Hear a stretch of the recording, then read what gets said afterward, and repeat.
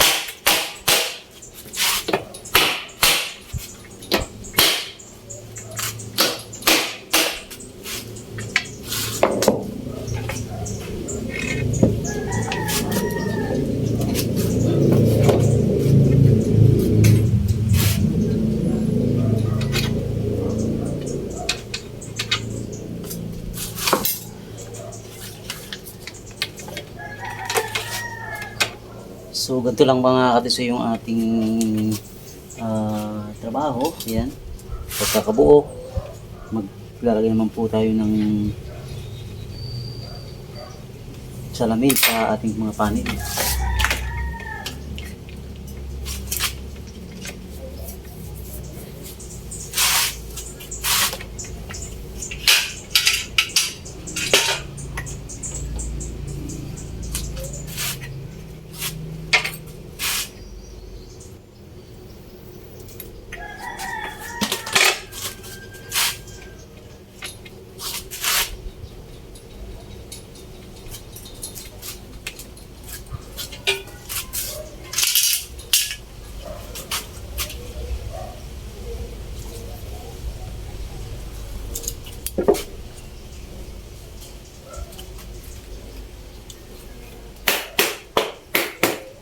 Meron na ulit po tayo mga katisoy na panibagong project po.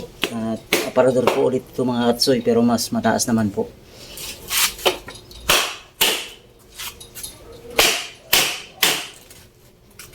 Ang gagawin po naman nating aparador po ay kulay brown naman po.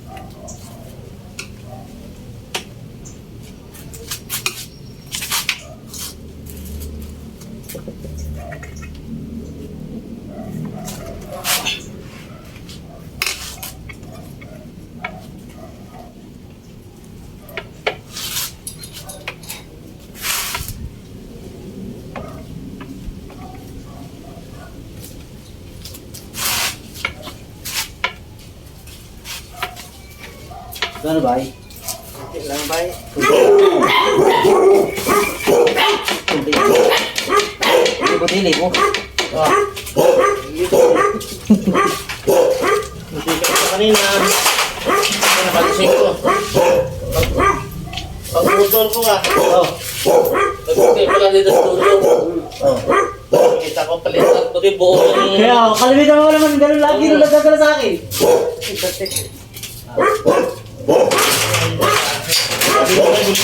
Di ba nakita?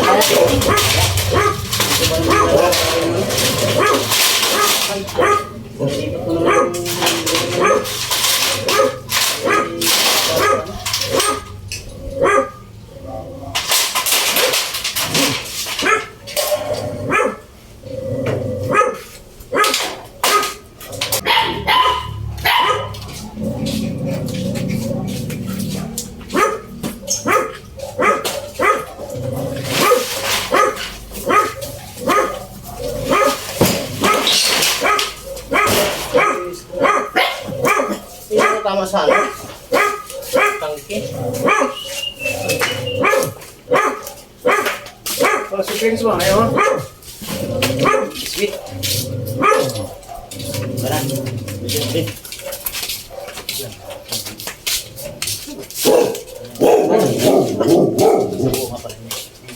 Ay, 3/4? Walang uno. Tama yan, nakukumaha lahat. 5-5. 5, isa-isa. Butong lang ang wala, no? Walang butong. Top. Wala din. Wala sa resibo eh. Wala sa resibo. Ano siya ito eh? Ito lang. Oo. May bukas. Kasi yung ang pinalo ko, ito butong. Kasi, Kasi may butong ka. ano ito? Cut size mo. Cut template. Lock style. Uy, ba't ito may lock style? Eh, may lock style dito isang buo. Ha? Sa resibo. Kapit eh.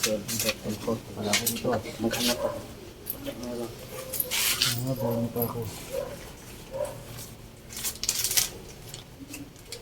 Meron. Meron. Meron. Ito sa kabila. Walang nag-order sa kabila. Meron, kunti.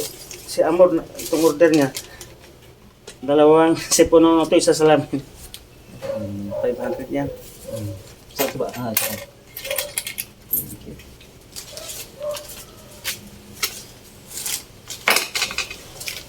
15 tong piram.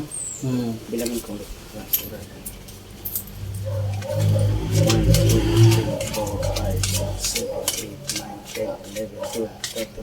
15 tao pa. Thank you. Saan ko na ito paglagay?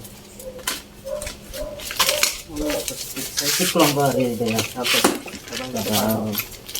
anong mali? Palitan. Brown daw, brown. Brown, 2.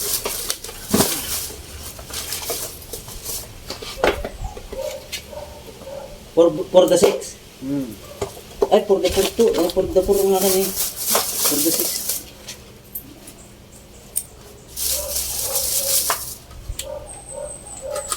Size 1.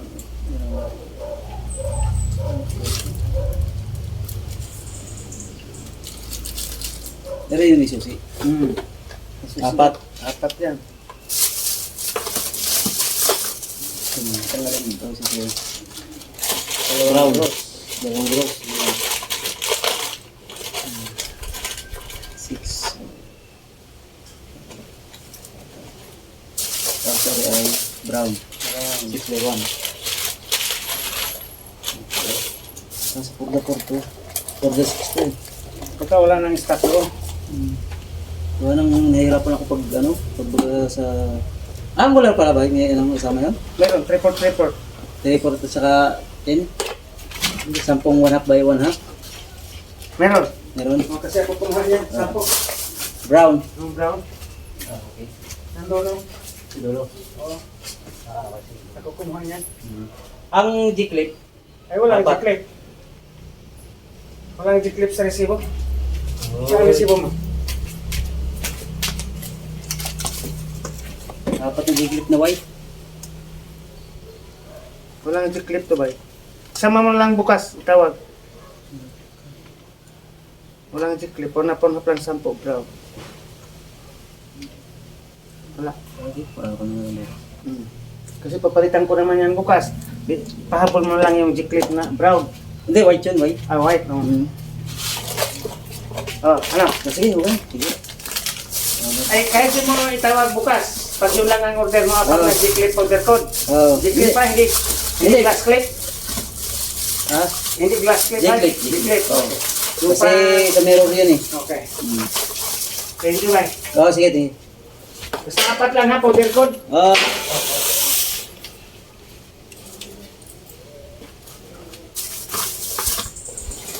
So ayan mga katisoy, at dumating na yung ating in-order na